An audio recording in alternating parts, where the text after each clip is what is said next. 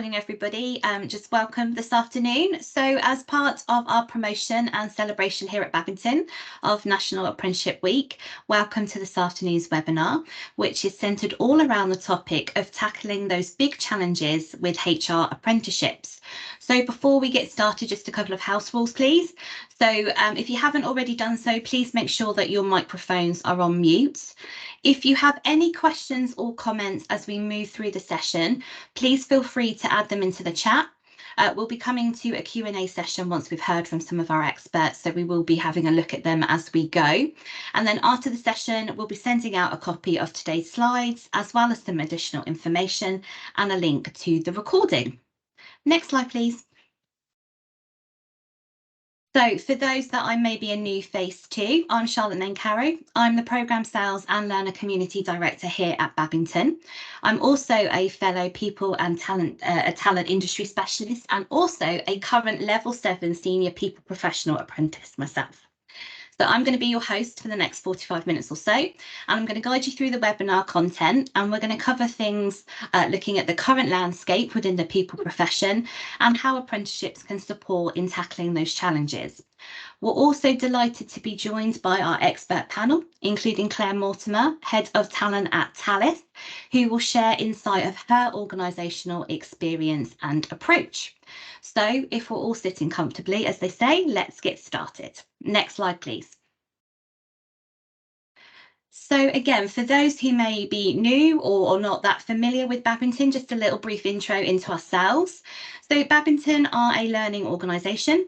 We specialise in funded learning, supporting organisations and individuals to unlock their potential, solve training and talent challenges, and perform at their very best. Our services span apprenticeships, short qualifications and professional training courses, pre-employment services and learner finds, all underpinned by technology, data and deep learning expertise. We're experts in our fields. We have Ofsted Grade 2. We've got over 40 years experience and we're boasting 9,000 learners on programme. We deliver across 90, 9,000 learners, there's too many nines, 9,000 learners across 90 programmes, all with high impact learning and across 9 specialisms. So we do love a lot of nines. We work with a broad range of clients nationally, spanning from SMEs all the way through to large enterprises, and they include the likes of Royal Mail, M&S, Centrica, the Home Office and DWP. And we help these organisations to attract, upskill and develop the leaders of tomorrow with improved learning experiences, speed to competency and ultimately performance outcomes. Next slide, please. So let's sit back and sort of set the scene. So before we start solutioning on how obviously we can help, let's set the scene and consider the current landscape within the people profession. So as many of you will probably resonate with, the role of HR is evolving and at quite a pace. So there's a requirement now for HR to become and operate more strategically than ever before, to effectively manage people resources, to support organisations to be smart and agile, but ultimately to be able to compete within the globalised markets of today. Smart and agile organisations require smart and agile people functions that can navigate the perfect storm of challenges we face: globalisation, economic pressures, social cultural shifts to what good work looks like, tech advancements and the need for insightful HR analytics in our practice, and upskilling or replacing the workforce. So doing all of this whilst balancing tactical and strategic short and long-term goals. So with this ever increasing and evolving remit, does our people talent have the required skills and knowledge to deliver? So research and statistics from the likes of McKinsey, the CIPD and the LPI inform us that perhaps the answer is not fully or not quite yet. We see that in the last 12 months, more than 50% report the need for significant upskilling of the function, and 63% of learning leaders feel that the L&D function is not equipped to meet these future needs. So questions for the audience. Drop us a reaction or put a comment in the chat. Who recognises this expanding remit of the people profession? Do you recognise that there might be a skills deficit amongst people professionals? And what's happening in terms of internal and external pressures? And we'll just give it sort of 30 seconds to a minute to see if anyone wants to share a reaction or put a comment in the chat for us.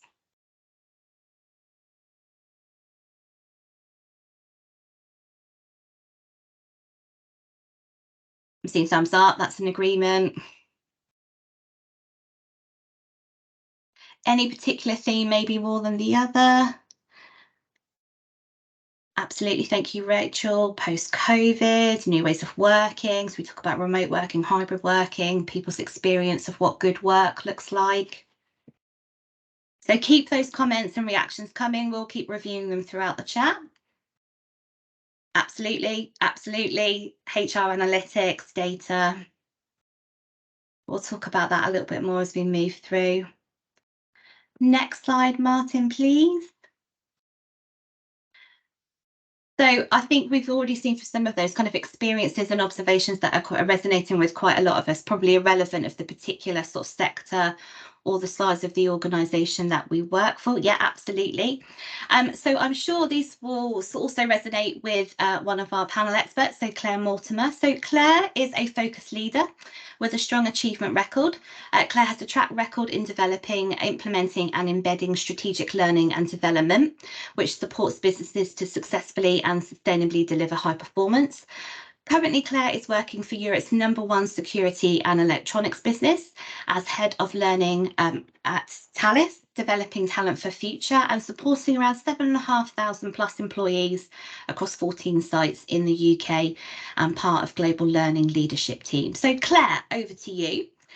Questions for you, if I may. Do you recognise the challenges that we've outlined, and would you mind sharing with us how you're looking to tackle these and where funded learning and apprenticeships fits in when it comes to developing your people talent?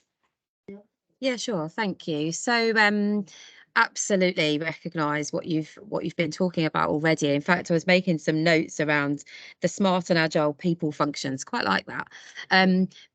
I definitely think Rachel's comment in the chat around data has been given us some of our biggest challenges in HR. Actually, we've seen at Thales a definite need for more data-driven activity. And that's okay if you've got smart data functions. We're blessed in Thales to have one of those. But what it does mean is we need to upskill and work very quickly with those supporting functions. So do I recognise challenges? Absolutely. Do I think you're spot on with the smart and agile? Completely. I think also some of the other challenges that I've noticed is a much bigger focus around ED&I and a need to be vulnerable and curious in that space. It's a difficult conversation to have at times, but and I guess when you're in an HR function, there's a perception that you could be an expert in that area already, but we're all learning and we're learning about new things all of the time. So I think around ED&I and awareness, that's another topic that's kind of dear to our hearts at the moment. And also when you speak about agility, I think agile as an HR tool can be very powerful. So we've been implementing at Thales over the last few years different ways of working, and agile has been definitely one that we've adopted. And I think there's a big now agile in HR community that's been quite supportive of that.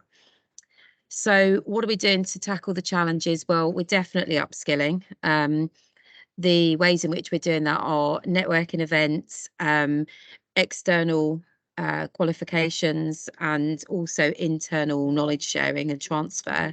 We've got a really strong HR community that share knowledge through a dimension called Let's Learn internal to Thales, which is a kind of Thales trains Thales piece, so we can start to spread the knowledge through the function and give people safe space to be curious about what they need to be developing. And the way that apprenticeships are starting to play a big part in that is with our partnership with Babington, obviously, as well. So we've got 8 people that we will be going through a CIPD for HR through Babington through our apprentice levy. And that's a big commitment for us in the community, because of course the learning that takes place around an apprenticeship's vast, and we also need to make sure people have the experience on the job as well, to make sure that they can embed the learning. So that's what we're doing at the moment, and we're really excited about that opportunity, because that's going to mean that some of the people that join Thales into the HR function that aren't HR professionals at the moment can get that professional standard as well. Perfect. Thank you, Claire. Can I just pose you a quick question off the cuff? In terms of obviously your current challenges, which thank you for kind of sharing them with us, what do you see to be your kind of next over the horizon challenge going to be impacting HR maybe in the next kind of couple of years? Oh, you're throwing one in there. Yeah, great question. I think the rise of social impact is going to need to be something that HR get more familiar with. So we've always kind of understood the corporate and social responsibility, the CSR piece in HR, but social impact's a little different. And what I see is a need to really unpick that in large organisations specifically, actually. We very much have started to look at that, but we're nowhere near securing to a place where we're fully, I would say, knowledgeable in that area. But I definitely think social impact, but with a real belief and drive of your core values as an organisation, not doing it for a CSR, from a CSR perspective. I think that's a new way of working. And when I look at that from a learning perspective, we're looking, for example, how do you build the social impact experiences into learning so that people understand what they truly gain from being part of those, and what learning can be done through social impact events so that that engages people at a different level rather than classroom based or virtual learning. So it's all new territory really, but makes learning much more experiential, therefore it sticks. So I'm all up for it. I think it's a new challenge though in HR. Thanks, Claire. And it'd be lovely if anybody wants to kind of comment or share their thoughts on that kind of topic as an upcoming challenge as well in the chat, and we'll loop back round to that in the Q&A. So moving on, I'd like to introduce you to Rachel Kay, Chief Learning Officer at Babington. So Rachel's remit as CLO is to help organisations identify the skills and capability agendas required to support business growth and build the workforce of the future. So prior to joining Babington, Rachel spent 25 years in L&D, where she's held executive roles for the likes of Capita, working both across public and private sector environments. So Rachel, if I may, how is Babington thinking about all of this in terms of learning and the challenges and how it matches into people professionals? How can we help when it comes to supporting organisations and also individuals through the journey of people professional development?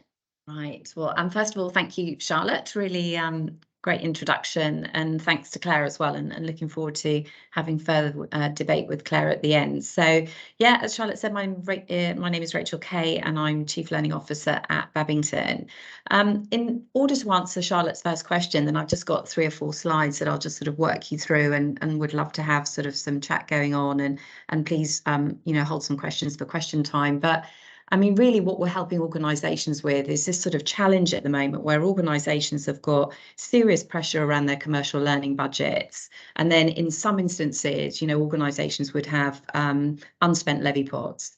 And what we've been talking to our customers about, and the message that we've recently been sort of sending out to the market, is that that's a sort of untapped opportunity, and the fact that funded learning can really support the upskilling and reskilling of talent at any point in someone's career, whether it's your new entry level people coming in as early careers, or people that are established in roles that want to continue their CPD and professional development. And funding learning really allows organisations to unlock the learner journey and really give people opportunity to have a progression of learning through their career. And what we're talking about today is specifically how we do that with the HR function. And I remember having a conversation with one of Claire's colleagues last year, which was about, do you know what, actually sometimes that HR function can get forgotten, because they're so busy looking after everybody else and making sure that, you know, the right learning and the right support is there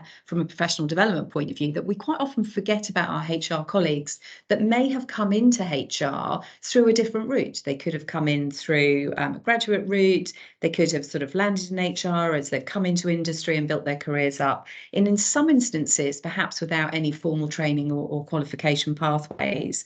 So the funded learning route, and specifically using apprenticeships in this example, is a really good way to make sure that you're supporting the growth and the talent development of what is such a critical function. I mean, you know, my sort of 35 years in business, you know, now sort of, you know, the chief HR officer or your most senior person in HR is sat at board level and really impacting how organisations perform. So it's really important that, you know, that individual has a great team of professionals behind them.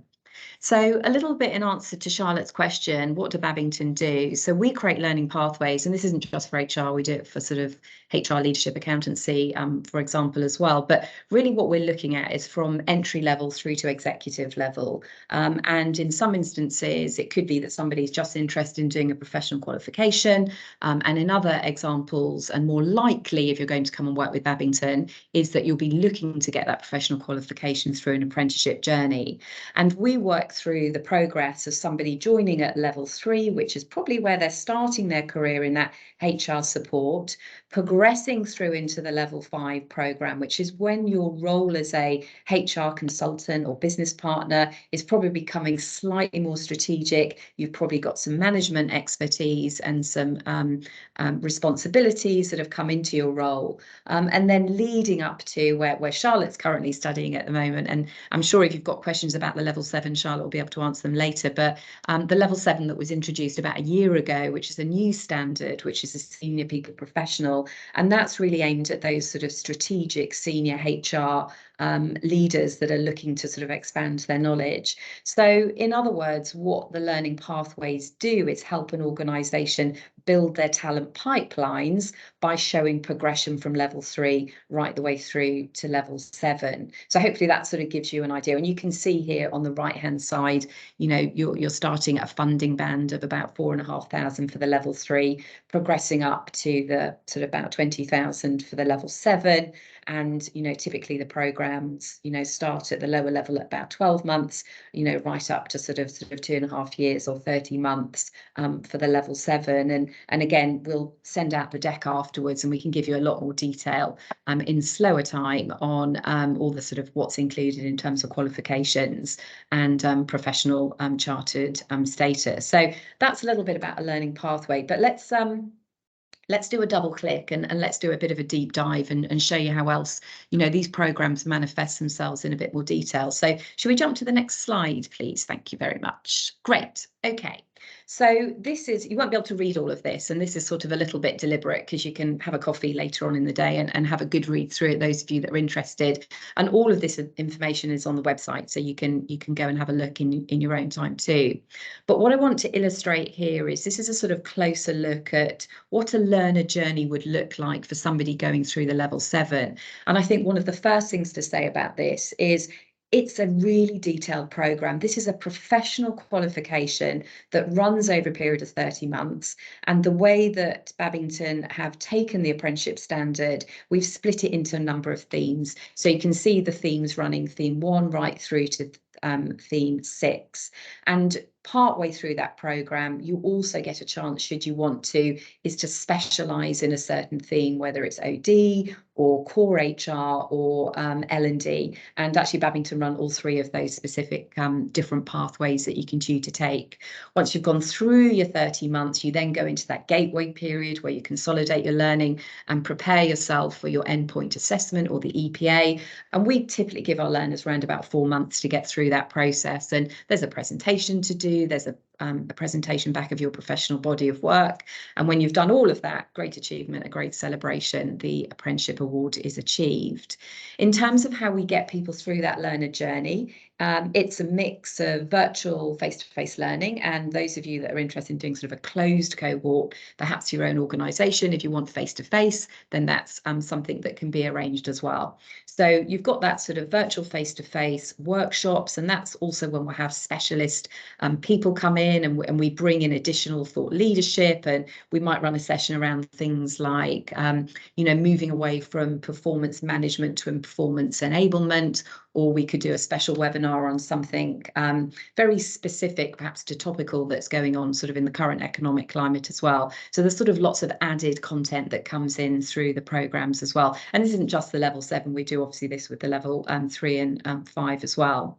One-to-one coaching is a feature, so you're allocated your coach as you go through the programme, and you're seeing those sort of, 4 or 5 times, or perhaps once a week or so, to make sure that, the learner is up to speed with where they need to be in terms of progression.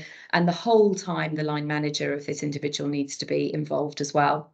Because it's the level 7, there are some exams and some qualification work that needs to be done through the programme, and projects running throughout as well. So hopefully you'll see that it's a mix of self-study, embedded learning in terms of what we're doing in the virtual classrooms, a little bit of sort of testing and presentation back of work in order to ensure that you can successfully navigate your way through that sort of EPA towards the end. So I think in summary, we make sure that all of our learners feel really supported through that journey, and we definitely feel the relationship is a triad made up of, the coach, the individual learner itself, and the line manager of the person on the programme. So for example, Charlotte's on the level 7 at the moment, and it's been brilliant for me as Charlotte's line manager to really support her around the work that she's doing, and actually some of the projects that she's using as a body of evidence for her work on the programme.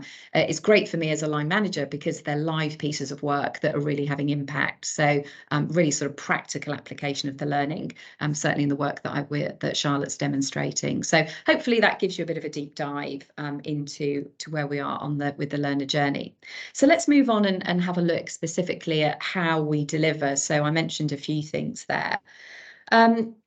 One of the things that we focus on, and it's the title of this slide, is something called developing the rounded individual. So you might be thinking, well, what does that mean? And this just isn't in our HR proposition, but this is actually how Babington looks at learning from a funded learning perspective specifically. And what our mantra is we don't believe that there's any use in industry and into your organisations or you as an individual if we just produce people that can pass an exam.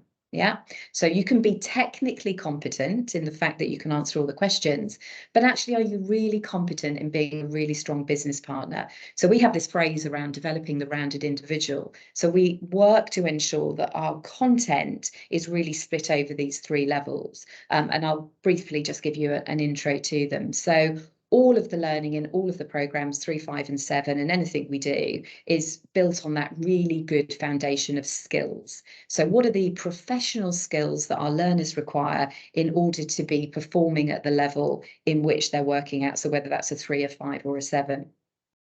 Our programmes then look to include a real sort of deeper understanding of how those sort of skills and that application of work that you've looked at in the foundation stage are actually applied in principle. So what's the context? So if there's been a particular theme that you've worked on, we actually spend time saying, well, how does that navigate itself into, the work that we're doing at the moment in our organisation? How is the learner able to apply those skills that they've just learned into their day-to-day work? So we spend a lot of time in our design process ensuring that the content of the programmes allow the learner to make that connection between theory and practical application of the work. And then the other thing that we aim to do as we go through the programme, and this sort of happens in consolidation at the end of each theme, but certainly as you go into the gateway, passing through into your endpoint assessment, is what's the sort of excel and exceed? Where's the stretch learning that we can really bring into the programme? And this is really helping our learners become, really good leadership members of their community, and being, like Claire mentioned earlier on, about she wants the HR function to be curious and ask questions and be really empathetic and support. And we really look in the sort of latter part of the programmes as well of how we can get people to go above and beyond. So those are our 3 stages. And the thing to remember about Babington is that our learning is based on the 3 E's. So the first E is education, the second E is on exposure, and the third E is about experience. And they relate to the 3 things that I've just talked to you about. So let's give people the knowledge from an education point of view. Secondly, let's expose them to how that learning manifests itself in the real world, which is the exposure. And then how do they go out and get experience? How are they then applying that learning in the real world and coming back into the action learning sets that we run in our programs to share that learning, not only just about what they've learned, but clearly what their colleagues on the program have learned as well. So as we said earlier, we support around about 10,000 delegates a year across all our programs. There are 5 core HR and leadership pathways that you can take. And we've got an Ofsted grade 2, which means that gives us that sort of quality stamp along the way. Last thing to mention on this slide, you can see some logos in the bottom part of the slide. And this is because what we've done in our programs is choose some really strong partners. So you may notice that we don't show the pathway at the moment for level 6 and 7. Those of you may be thinking about that for your organisation for the HR level 6 and 7. And we run those in collaboration with Henley Business School. So they're our partner. They're the awarding degree body that we work with. So those of you that are looking to progress 3, 5 and 7 and then move on to 6 and 7, then Babington does that in collaboration with Henley. And we can certainly talk to you about that in a little bit more detail. We've also partnered on our level 7 programme with Franklin Covey. And the reason why we did this is that Franklin Covey have got access to some great online content, which is really used as stretch content, really supporting some of the leadership role that you'll need to play when you're taking and when you're going through a level 7 or being a strategic HR director. And we've added that in as additional work. So sometimes there's a theme that we're working on and somebody may need some more support, or they're interested in wider learning or more thought leadership in terms of evidence for their own projects. They get access to all the Franklin Covey content on the level 7 programme. And on the level 5, when we're working with Henley Business School, when they're running thought leadership webinars for sort of level 7 delegates for our leadership and management qualifications, our delegates get invited onto those as well. So sorry, the 6 and 7 I'm talking about is the leadership with Henley. Sorry, not the 7 on HR. Sorry, totally messed up my connections there. So Henley Business School, sorry, is the leadership and management on 6 and 7, which some of our learners may choose to do if they don't go down a HR route. We're obviously doing the level 7 with HR. So sorry for my confusion there. Let's go on to the next slide where I won't confuse you on anything. So let's move on. So Babington is that full progression of pathways from level 3 to level 7. We really focus on those power skills. So whether it's looking at communication skills, how to drive curiosity and deliver empathy as a HR professional, all of those really important skills are embedded. Things like data analysts, how you can make sure that you've really got HR professionals that can take the data that's coming out of their systems now and deep dive and go back to the business with recommendations and support decision making. So all of those types of skills are embedded into the programs. The thing that we do off all 3 level programs, which is really important to us, is ensuring that we've got the right person for the right program. So the pre-assessment work that we do to making sure that you've got the right status to become a member of the program, if there are any exceptions that we can make because you've already got part qualification, Babington run that full assessment process, and we really look after our learners on that. So if you need any other support or questions, all of our sort of back office team are really there to guide you through that pre-assessment process. And certainly on the level 7, we run a very rigorous programme just to make sure that we've got the right person at the right level. And I know with Claire at Thales, with her level 5 learners, they've been demonstrating sort of great best practice by doing their own approach to selecting the right learners onto the programme. So I'm sure Claire can share her thinking about that later on. Everything's blended, as we said. The face-to-face is something we can do if if it's very specific to your organisation. At the moment, I guess really post-COVID, we're listening to our clients, and virtual face-to-face and the efficiencies that drives is still proving to be very popular. So we're blending with virtual face-to-face at the moment. And then sort of access to that specialist partner content. So that level 7, for example, the Franklin Covey content that I spoke to you about earlier. And everything can be done either on a closed or open cohort. So whether you've got one learner from your organisation that you want to go through, or you've got, I don't know, 10 or 12, and you might think, actually, I'd really like to make this a tailored and very contextualised programme. That's something that Babington can do as well. So hopefully that's given you a little bit of an insight into how we operate, a little bit about our approach to learning, the pathways of how people can progress through, where we work with, our partners, suppliers, in order to, ensure that our learners are really being stretched. Hopefully that's given you a bit of an insight. So Charlotte, I don't know if there's lots of questions that have come up in the chat. I haven't been looking as I've been talking, but back over to you, Charlotte, and I think you're going to go to some Q&A now, and perhaps we can bring Claire in on some of those points as well. Yeah, thanks, Rachel. Really, really useful insight. And obviously there will be a lot more detail that we can kind of get into. And I know Abby's already been responding to some of those detail orientated questions in the chat. So I don't believe there's anything outstanding in the chat. But as we move on, let's bring our expert panel in for Q&A. So we'll bring Claire back in. We've also should be joined by Rachel. And also I'd like to introduce you to Dom. Dom is one of our senior specialist trainers, a CMI fellow, and we're going to ask for their view. So if there are any questions that you've yet to put in the chat, please do post them. We'll monitor them and then ask the panel. But I'll kick off with a question if I can, if that's all right, panel.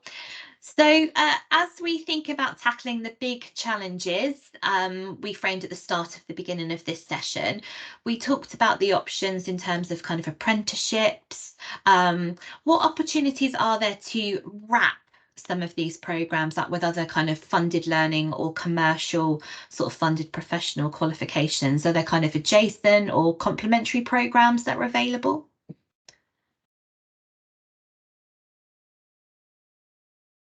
Sorry, Charlotte, who was that one to? Anybody? Rachel, I believe you might be able to answer that one. Yeah, I mean, there's a number of different programs. Some of our clients are where they've got, group of individuals, perhaps it might have been that sort of HR community that they felt that they would really benefit from doing some deep dive around data and analytics. They may have decided to do something around the level 3 data analysis program rather than sort of launching into the full HR program. In other examples, we've got clients that before potentially they start the apprenticeship journey, they may start with a boot camp. So it could be that they do something around analysing data or, digital leadership, for example, and then, sort of drive through their sort of upskilling and reskilling strategy to think about where apprenticeships come into that journey. So, there are a number of different sort of programmes, and then our clients may want to do some of their own wrap. One of our clients at the moment is running one of our leadership programs, actually not necessarily in HR, running it at a level 5, but what's very specific to them is that they wanted to do something around women in leadership. So what they've done is sort of wrapped something in additional to that as well. And one of the things that I remember, because my background is working with Thales as well, is that, and Claire, I think they still do this, and I don't know if you wanted to talk to it, which I always have remembered in my 30-odd year career in learning, is that when you ran your apprenticeship program for your engineering apprentices, you very early on embedded your leadership model, didn't you, into the content. And over the years, I always felt that embedding the leadership content as a tailored piece and sat next to the apprenticeship really made sure that very early careers, early engineers that were coming into the business were really comfortable with what the leadership model was, even though they weren't leaders at that point. So Claire, I don't know if you want to talk to it, but it's always stuck in my head as being, and at one stage, I think the apprentices could talk really clearly in some ways more than some of the middle managers about what the leadership model was. So that was a great example. Yeah, I think that is a really good example. We've redesigned our leadership model actually at Thales, and the reason we did that was kind of the reason that Rachel's just hinted at. It was a leadership model that was specifically spoke to people that led people. And of course, you can be a leader without leading people. You could be thought leadership, for example. If you're talking to young people that are joining the organisation, it's likely they're not going to be leading people very soon.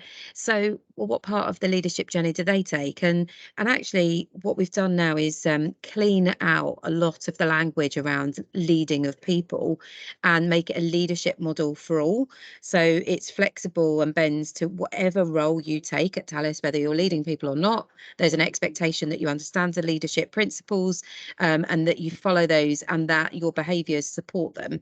So that might be about sharing your knowledge as an engineer, or it might be about leading a team of people. But whatever it is, you're leading in either thought or work or innovation. So actually, yeah, we still do that. I think the other thing about wraparound, think about it from a pragmatic point of view, is that you've not always got pots of money to be able to do the wraparound. So one of the things that we do, for example, we're going to be doing with the CIPD for HR that we're doing through Babington, is we're looking at the learner journey. And then we're saying, okay, so around about this time of year, there's an HR activity that happens at Thales. So for example, pay review. And that will happen in many of our businesses. So at what point does that happen in the year and what will they be learning? And how do we make the learning in the classroom come to life in Thales so that they understand and that they can be writing about their true lived experiences within role? Because it could be, for example, in my team, in the learning team, there'll be people that do a CIPD for HR that gives them a more generalist approach, but they never actually get to put their hands on a pay review or do it sit in an ER case. So to enable that to happen, we're looking at, well, what wraparound do we need to put in place to ensure there's some lived experience around the learning as well? And that can happen in any business that way. Yeah, I mean, that's really great, Claire, isn't it? Because that's what I was talking about before around that sort of exposure. Because if there's a thing that they do where perhaps they may not have had, you know, they're not working in that particular area on a regular basis, and perhaps in a very large team, you might only work in a certain part of HR. So by doing that, that's brilliant from our point of view, in the fact that, you know, they're then getting a chance to expose their skills into something really practical. So that's a really great example. Thank you. And if I could just, I guess, add to that from my own experience of people, kind of other learners on my cohort with me at the moment, it's quite interesting. I would say if you asked them, did a bit of a kind of pulse test, they would say that probably their biggest learning, or the learning that's kind of sort of stuck with them and resonated, is where they've kind of gained exposure to something they don't necessarily do every day, nor may they continue to do every day, but it's allowed them to understand this kind of wider context with which kind of the sort of people function sort of operates, particularly when it kind of crosses over to that kind of strategic commercial side of the business, all the way kind of back up, that maybe they, you know, they're not particularly privy to. So particularly in larger organisations, and I would say I think that's the same. That's where I've kind of got a lot of my sort of learning from in the last kind of year or so. So thanks for that, Rachel and Claire. I don't believe we've got any additional questions in the chat before I move on. Abby's got control of that, but I do have a question for Dom, if I may. So Dom, as we think about the wide range of skills needed to thrive in today's business environment, what's the importance of having strong leadership capability? Can you tell us a little bit more about some of the leadership development programs? Are they just relevant to HR leaders or to everybody in the profession? No, Charlotte, really good question, actually. I'd like to flip it slightly, because obviously it's been quite a high, fast-paced session. I want to slow it down, if you don't mind. I'd like everybody just to think about, when was the last time you attended an event that you remembered? So we've been online now for about 40 minutes. How much are you actually going to take away from today? And what we try to establish in any of our leadership practices is what's been the most impactful thing. So I've asked a quick show of hands, what have you remembered the most about today's presentation? I doubt very much everybody's going to say exactly the same thing. Lots of our practices are considering about our learning styles. So we're thinking a lot more now about developing a bit of AI technology into some of our leadership practices, trying to make sure when we're developing leaders and also some of our facilitation methods, we're thinking a lot about learning styles. I think, Claire, you mentioned there right at the beginning about how EN ideation has been really, really important to a lot of people. Research and data. I think, Rachel, you mentioned there in our learner journeys, we're talking a lot about research and data. what's actually happening right now that's going to be the most impactful in the future. And that can change. I wrote a few things down there. We talk about models and theories and concepts all the time, but they're actually relevant today. Rachel mentioned something there, not really said the word VUCA environment, but what's actually going to be useful in a VUCA environment. And life is changing all the time. Strikes are constantly changing. You know, earthquake yesterday. What can we do to prepare leaders for the future? Clients' requirements and learner appetite. You hear the word learner appetite quite a lot on leadership things. Is there an appetite for learning? And it's been really encouraging listening to everybody talk about learning, learning, and learning. And the mantra has been quite strong today. So actually a learner appetite. What do learners have the appetite for? In my experience in the last sort of 2 to 3 years, definitely preparing for the future, 100%. So moving away from a really old school didactic approach. When I asked all of you the question, what do you remember the most in our sessions? Actually, thinking about it being really engaging. And engagement is different to all of us on screen. That's why I've changed my tone of voice slightly, because a lot of people are looking at the screen on previous presentations and saying, I don't really like images, I don't like data, I like actually engaging, I like listening to different conversations. So actually the learner appetite is going to be really important in the future. How do we deliver that? Is it using AI technology? Is it breakout rooms, which we all think is fantastic, but actually is probably going to be a little bit old school and old hat very, very soon. So Charlotte, in answer to your question, actually is preparing leaders for the future and just using different mediums in order to do that. Perfect. Thanks, Dom. Another question. I don't believe I've missed anything in the chat. Maybe one for Claire, actually, because to kind of resonate with your own experience. If anybody's sort of watching this webinar or on with us at the moment, and they're sort of sat there in the position of thinking, my business currently isn't already leveraging funding learning, what advice could you maybe give to them about sort of bringing about that conversation? I think the first thing to think about is what is it specific you want people to learn and how are you best to learn? I think Dom makes a really great point. The learning agility is paramount. So we need to understand who are our learners, what do they need to learn, and where are the options? What are the options to us? Of course, if you are paying an apprenticeship levy, it makes absolute sense to be utilising that levy and looking for a partner that can help you to do that. We've chosen Babington for ours because it ticked all of the right boxes for Thales. But of course, there are other people. So the best thing you could do is get out there and have a look and network and ask people who they use. But I think the first thing to do is speak to the learners, speak to people, ask them what they're looking for. What is it that they're interested in? What do they think they need to learn? And ask yourself some honest questions around, are we really leveraging what we have internally first? Do we need to redesign anything internally? Are we delivering things that we don't need to? At Thales, we were running internal leadership development programs that were hugely costly. And actually, what we've been able to do is use the apprenticeship levy to fund external qualifications for people that they're looking for. So the learners were looking for the qualifications, and that's not something you can offer internally necessarily. And then the wraparound that we've been talking about to make it feel a bit more like you. So if you feel that actually that's quite vanilla, and when we looked at the programs and thought, a bit vanilla, we probably need to do something to help people embed some different behaviours as well on top of that, you could do the wraparound, and the wraparound can then be really creative and you could do something really fun with that. Yeah, can I just ask a little bit more, because I know you guys are doing some great work. What reputation, because this sometimes happens with clients, and I remember we had this particularly when we were working with Marks and Spencer's. It was sometimes the word apprenticeship comes with a I don't know, a badge attached to it, which can be really positive, but it may have some not so positive connotations. So have you had to deal with that at Thales? Are you focusing on the fact it's an apprenticeship program, or is this the learning program and actually it's got an apprenticeship title, but don't worry about that? I mean, have you had to deal with that sort of reputation around what an apprentice is and isn't, the sort of off the job hours? I mean, I know you're a busy organisation, driven. Yeah, it'd be quite good if you can share anything, it'd be great. Yeah, we tackled it head on actually, Rachel, because we asked those questions of ourselves at the beginning. I said, should we just keep quiet about it being an apprenticeship funded programme? because does it really matter to the learner? But of course, there's the 20%, as they say, off the job, which actually isn't off the job, actually.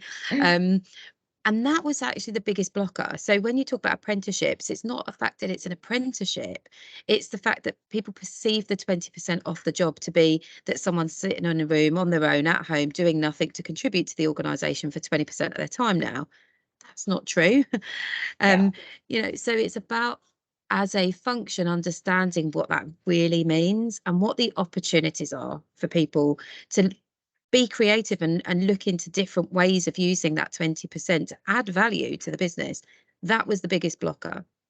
Getting people's heads around how to use the 20% in an agile way that was beneficial to the organisation and the individual, of course. That was the biggest blocker.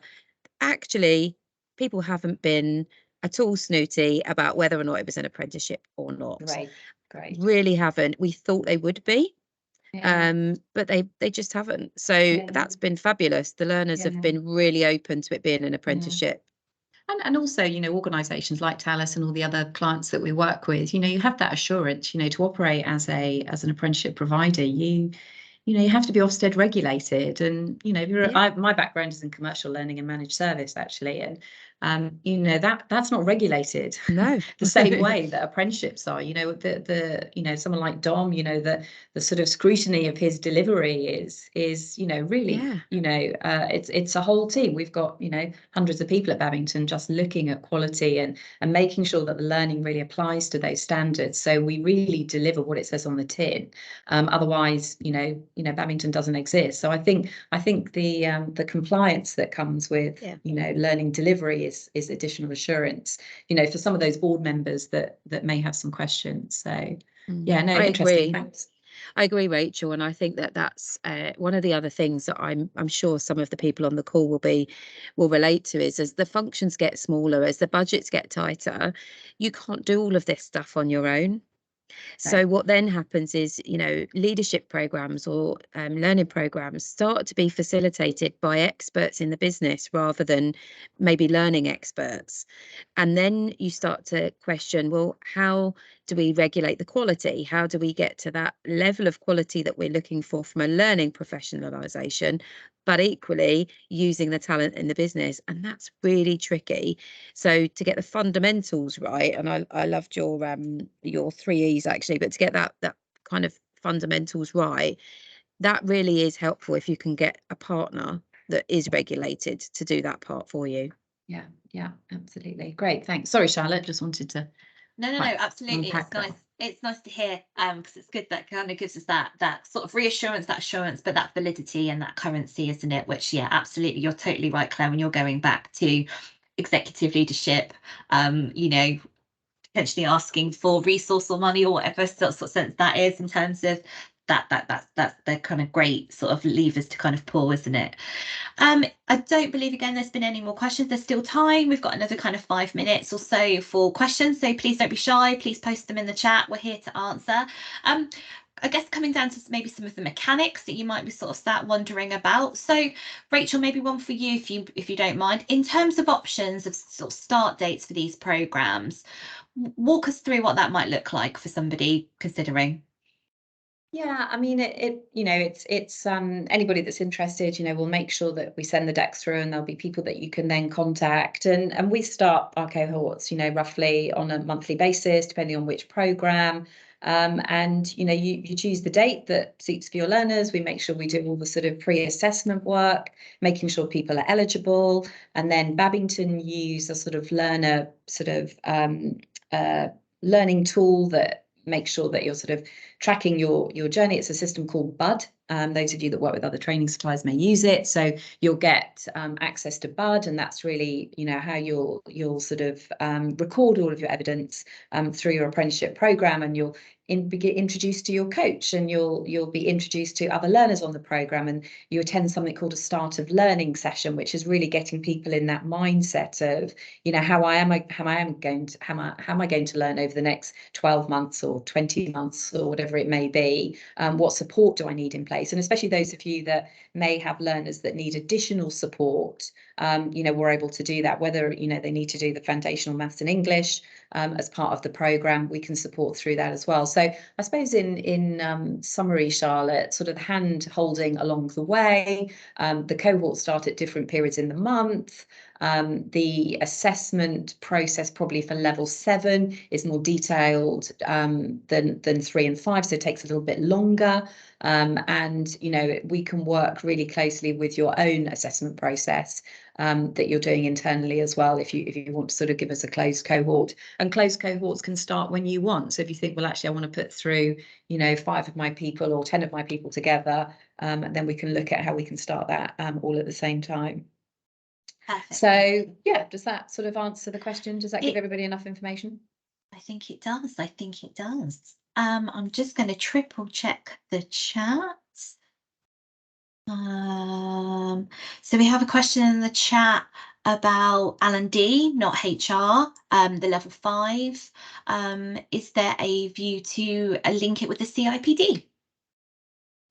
Yeah, so at the moment, the level 5 that Babington does doesn't include the CIPD specific, the PQ part. But yes, it will do. I think by May we'll launch that. So that will be something that you'll see coming out from Babington in terms of our product roadmap. So hopefully that answers Sarah's question. Perfect. Thank you. Oh. And we've got, so it's the last minute questions, but all good. So another question in the chat is, how do we keep in contact with employers as to sort of updating on learner progress and the sort of frequency that might happen? Yeah, so that's that triad relationship, Karen, that we talked about, where there's regular sessions with, once the coach is having the sort of 4 to 6 week sessions with the individual, and then setting up those sort of line manager conversations. There's obviously, if you're looking after, I don't know what your role is in your organisation, but if you're looking, if you're responsible for a number of apprenticeships going through programs, we of course have got data and analytics, so we can show you where people are in a program and the progress that they're making. So I mean, really sort of on those, certainly through those themes, you'd be expecting to have that line manager conversation a couple of times through that period to make sure that that learning is being imparted and any questions. So they're very much involved the whole way through. And in fact, it's very much, I think, how you set up the role of the line manager in your organisation, because it's not just what happens on the programme with us, but, for example, Charlotte and I will talk about really in her one-to-one every month, how's she doing in her studies, do we need any evidence building? So we've got lots of information where we can work with line managers in your organisation to, showcase how, you need to support your individual if they're going through an apprenticeship program. So yeah, very regular basis, really supportive. It has to be a 3-way relationship, in my opinion. It's not just about the coach and the individual, it has to be about the line manager. Dom, I don't know whether you want to add anything, because you're sort of supporting that live, aren't you, really? Yeah, there is, Rachel, actually, Charlotte. Line manager briefings, I think we've learned in the last probably 18 months, actually, line manager briefings have been really important. We didn't do them initially. It was almost the coach's responsibility to do those 3 monthly talks with the line manager, keep them informed, provide the data and almost a story. Don't like to use the word parents' evenings, but they felt a bit like a parents' evening. But actually, we introduced line manager briefings about 6 months ago. So right from the very inception, not just the student or the learner actually knows what's happening, the line manager. We've actually got a dedicated portal now where any news, documentations, off-the-job training, standards, PowerPoint presentations, line managers now have access to that as well. So if they're really, really super keen to understand what the learner journey looks like, the line manager briefing has been absolutely integral. Every 3 months, we send them another little catch-up message just to saying your internal portal has been updated. There are a couple of really good, interesting pieces you might be, could be quite thought-provoking. And more importantly, line managers can now be a little bit more integral into the learner journey. When a learner says, I need some information on, rather than being sort of cold-facing, hopefully line manager has already preempted that and say, I've looked at the learner journey that I think that Rachel showed, sort of incremental every 3 or 6 months, and say, there's a coaching module coming up. I can prepare for that. So actually, it's been really, really important right from the beginning. Yeah, and I'm just writing in the chat actually, thanks Dom, just around you know, closed or open cohorts that I mentioned earlier, and it's I think it's Sarah that's answered. Totally up to you. I mean, some organisations, I know Claire, you're going to use open cohorts, aren't you? You like the idea of your learners, you know, learning with others from other organisations. That's a great benefit because we do action learning sets in the programmes. For other ones, you know, like I talked about Equans, which was one of our clients on one of the leadership modules on the ODM level 5 programme, and they've got all their people together because they want to make it really tailored, and they're running these women in leadership modules as well. So it's totally dependent on your requirements really, and the team, and lots of them I can see are on the screen today. So hello to all our supportive people from Babington on the team. You know, they're there to help you. You can talk that through, and we can give you some advice. But you know, sort of circa 10 for a closed cohort would be a number to start thinking about to begin with. So I'm just writing that in the chat for you. Thanks, Rachel. Sorry, Charlotte, can I just pick up on the flexibility, what Rachel was saying about open and closed cohorts? One of the nice things about running cohorts on a regular basis is if a learner's not available due to holiday or leave or other work examples, they can actually come onto, you know, a workshop or a virtual classroom with a different group. So they don't miss out on the learning. You don't just send them a video or a podcast or a webinar. They can actually join another group. So that's one of the sort of flexibility things that we have in place. That's brilliant. Thanks, Tom. That's really, really helpful to know. So just conscious of time and obviously everybody moving on probably to other commitments at 1 o'clock. We're going to leave it here for today. But obviously, if you do have any questions that we haven't been able to cover or that you think of when we walk away, please get in contact with us. As Rachel said, the team are here to help and offer any sort of insight and guidance that you may need. So in terms of next steps, we're going to make these slides available to you, plus some additional information and the recording shortly after this session. Again, more information, if I don't know if the slides are still being shared, I can't see them on my screen, apologies. Head to our website, address is on the screen, www.babington.co.uk. And if you're looking to speak to someone, please use the contact number there and you'll be put in contact. But also, you've seen our faces, seen our names, please reach out to us directly on LinkedIn and we'll come back to you. So thank you ever so much to our panel, Claire, Rachel, Dom. Couldn't have done it without you. Thank you.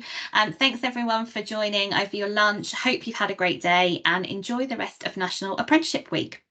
Thanks very much, Charlotte. Thanks, Claire.